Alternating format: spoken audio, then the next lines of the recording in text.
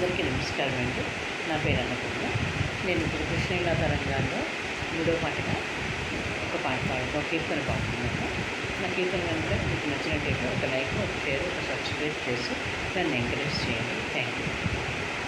కృష్ణం కలయ సఖీ సుందరం, బాలకృష్ణం కలయ సఖీ సుందరం, कृष्णं गतविषयदृष्टं जगत्रभ विष्णुं सुरारिगणजिष्णुं सदा, बालकृष्णं कलय सखी सुन्दरम्। नृत्यन्तमिह मुहुरत्यन्तमपरिमित मृत्यानुकूलमखिल सत्यं सदा, बालकृष्णं कलय सखी सुन्दरं। धीरं भवजनधिपारं सकलवेद पारं समस्तयोगि कारं सदा, बालकृष्णं कलय सखी सुन्दरम्।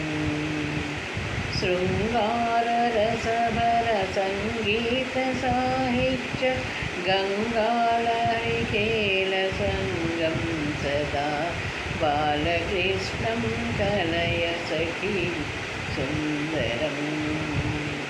रामेण जगदभिरामेण बलभद्र रामेण सहवास्तकामेन सदा, बालकृष्णं कलय सखी सुन्दरम्। राधारुणाधर सुधापं सच्चिदानन्दरूपं जगत्त्रयभूपं सदा, बालकृष्णं कलय सखी सुन्दरम्। दामोदरामखिलकामाकरं घन श्यामाकृतिमसुरभीमं सदा, बालकृष्णं कलय सखी सुन्दरम्।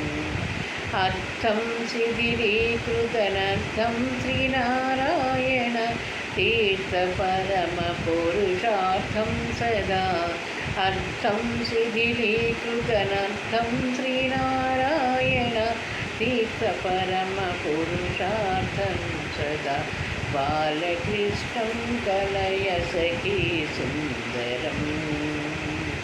बालकृष्णं कलय सखी सुन्दरम्, बालकृष्णं कलय सखी सुन्दरम्।